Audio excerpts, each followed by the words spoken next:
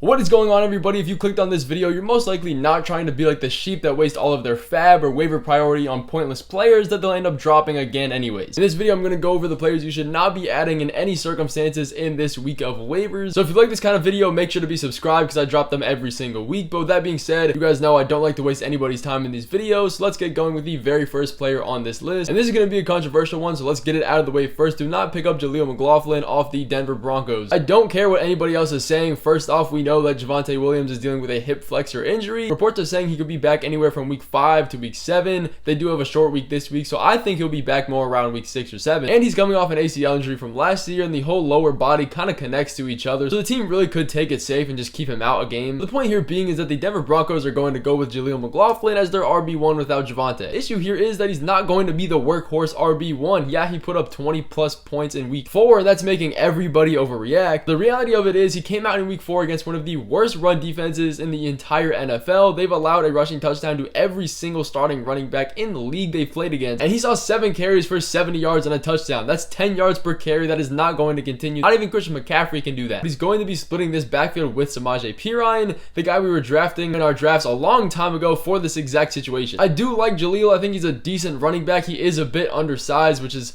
not that good for running backs, but again, I'm not throwing all of my fab or waiver priority on a guy that's going to be starting for me for maybe 2 weeks. Not to mention that the Broncos get the Jets defense this week that have one of the toughest run defenses. Don't waste your time here. I know everybody's telling you to go pick him up. It's not like Javonte's dealing with a season-ending injury. You can pretty much avoid him and save your waiver priority or fab for an actual season-long value guy. And if you guys are looking for actual best waiver wire pickups, I just dropped a video yesterday on the guys you should be picking up. I'll have it pinned in this video somewhere, so when you're done with this, you can go check that out if you haven't already. But the next guy we need to be avoiding off the waiver wire, and we can probably just leave for everybody else, is Kenneth Gainwell, and it looks like we can finally pump the brakes on him. If you are one of the people that do have him on your team still, you can probably look to package him with somebody else or even trade him to the Swift owner as a handcuff. But Swift has shown us back-to-back weeks in a fully healthy running back room for the Eagles that he is the RB1 that you want to have. He came out in week 4 and owned the majority of the carries and the routes run out of the backfield. He is still splitting a little bit of his snap share with these lower tier running backs, but when they're on the field, they're not doing anything or getting carries or drawing targets. And the snap share of those other running backs are slowly going down while DeAndre Swift's is going up. The only scenario you're rostering Kenneth Gainwell is if you also have DeAndre Swift. But otherwise, he's getting less work and less usage in pretty much every single metric by the week, so it's pretty safe to drop him at this point. And keep him on waivers if you don't have him. And the next guy we need to be avoiding off the waiver wire is Marvin Mims, a guy that has been seeing an insane amount of hype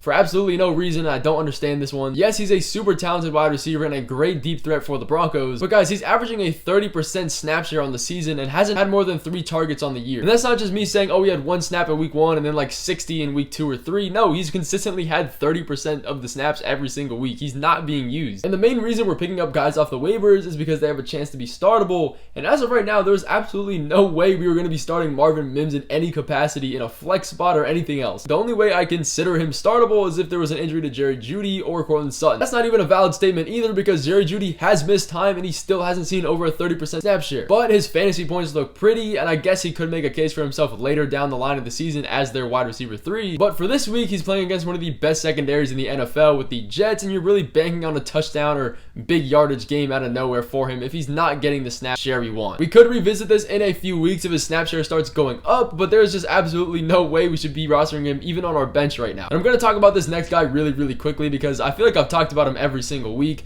Do not pick up Tyler Allgeier if you see him on the waiver wire. He is rostered in 70% of leagues, but I assume that's going to go down this week and especially in the coming weeks now. I've been saying to sell him for the longest time, and it probably is just too late now. His snap share has gone down every single week. His rushing attempts, his receiving role, his routes out of the backfield, all of it's been going down, and Bijan's been going up. At this point, you can just cut ties with him completely. If you have Bijan Robinson, keep him on your team as a high upside handcuff, but that is the only way you should be rostering him, and if you see him on the waivers, you can keep him there. But I also want to quickly talk about some of these rookie wide receivers who have been making a really scary imprint on us. A lot of people are wanting to cut ties with these guys like JSN or Jordan Addison or Jonathan Mingo for not performing the way we want. Let's look at JSN. He's averaging 5 fantasy points on the season. He hasn't had more than 6 targets in a game or a double-digit fantasy point week ever. Mingo hasn't had more than 3 receptions and he's coming off a concussion, and Jordan Addison just had a terrible week last week. So a lot of people have these guys and they don't know what to do. If I have JSN, I'm holding him through the bye. If you see him on the waivers this week, I might consider holding him. Historically, teams do get their rookies more involved after the bye week, and the good news for the Seahawks is that they have a bye week really early in week 5. But if we get to week 7 or 8 and he's still not producing,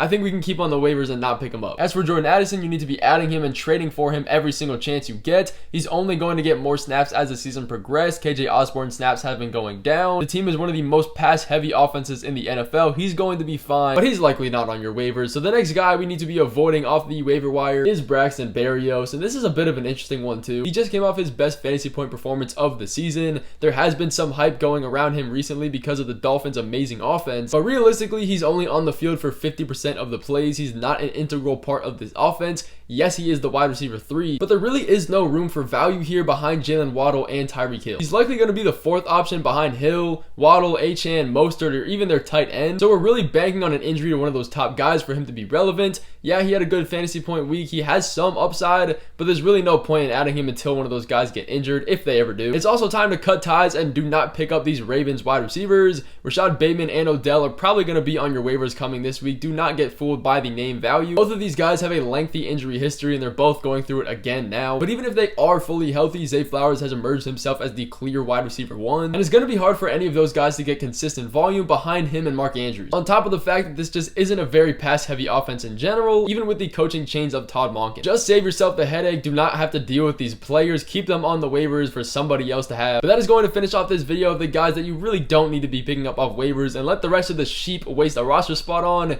If you did enjoy this video, make sure to have your post notifications on because I drop these videos every week, and stick around because I'm dropping the buy low, sell high candidate video tomorrow.